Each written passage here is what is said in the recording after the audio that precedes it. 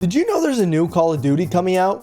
It seems pretty hard to miss because it didn't matter if I was on Twitch or TikTok or YouTube, but there was nothing but conversation and live streams about that open beta that was there for a few weeks. And now I'm not much of a COD guy to begin with, but when I saw that Modern Warfare 2 was being remade, I thought, well, maybe I'll check it out. I have a soft spot for Modern Warfare 2, one of those games that I grew up on in my high school years. So I went to go and see how much it was and add it to my cart when I found out it's over $100 to play this game. And that's base model. That is not the special Vault Edition. That is at its base, taxes included, over $100.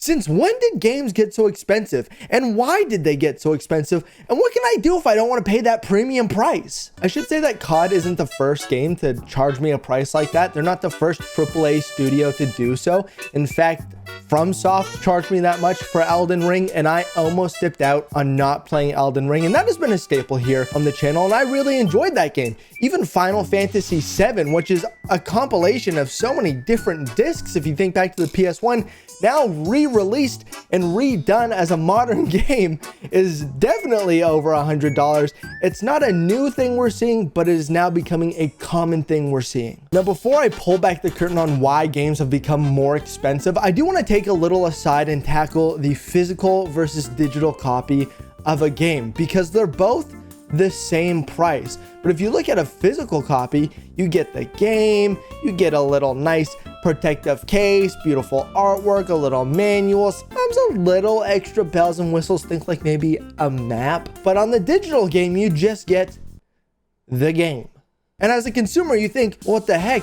They're trying to rob me of extra stuff. It's got to cost so much to manufacture. And in fact, there is a cost to manufacture each game, but there's also a cost to have the game on Steam. From what I found, it's about $250 per disc to be made to come out as a physical copy. It doesn't include things like shipping or, how much you have to probably put in. But as a publisher, I'm sure that really isn't a big deal, but you do put an upfront cost for physical copies. To list the game on Steam, it is $100 outright to list that game. You have to spend that for every game.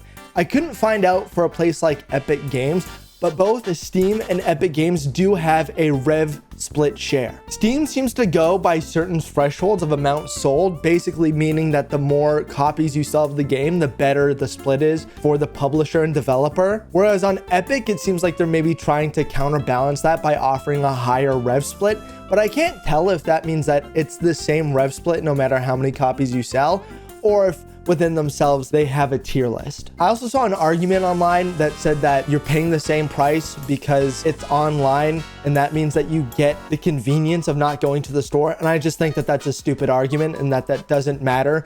As someone who puts out a game, it's probably way easier to have it right online and right available so the person can look at the game and instantly get it without having a brick and mortar store. And clearly, now that we've seen the evidence, it's less cost up front to just put it in a place like Steam or Epic than it is to try to print a bunch of copies and hope that they all sell. Now, the big secret as to why AAA games keep going up in price almost seemingly year after year after year is inflation. I get it. It's not exciting. It's something we hear all the time, but that's just the facts. Especially in this past year with the rate that it's gone up, it really is down to a matter of inflation. But what can we do as a consumer? What can we do to maybe take a stand? There's probably two ideas. This is all theory crafting, so I don't know for sure. Option one is to maybe not get the game, which is one kind of lame because I know you and I, we want to play the game, right? We should be allowed to play the game.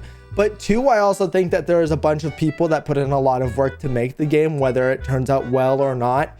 And it doesn't seem fair that in order to get the price down on the consumer end is by, having people's jobs be at risk by not having the game perform. That doesn't feel good.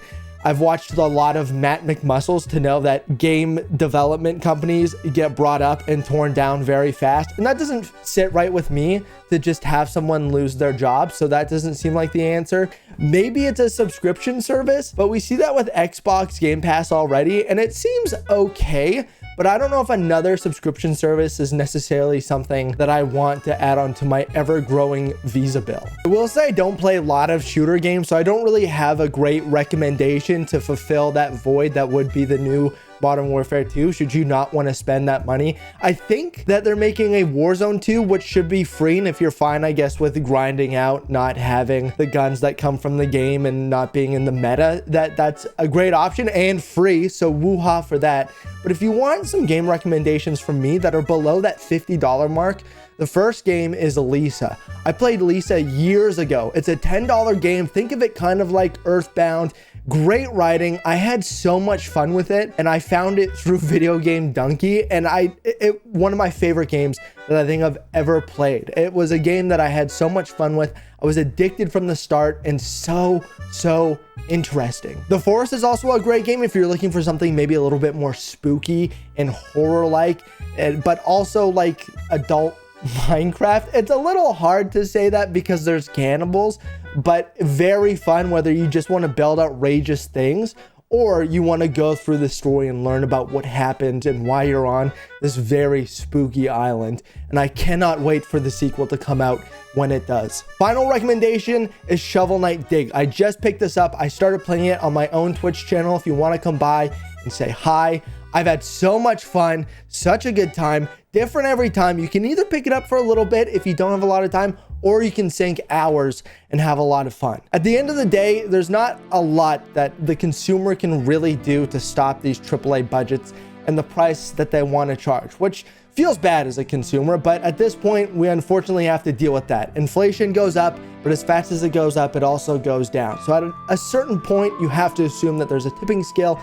Those prices will come down, things will hopefully relax.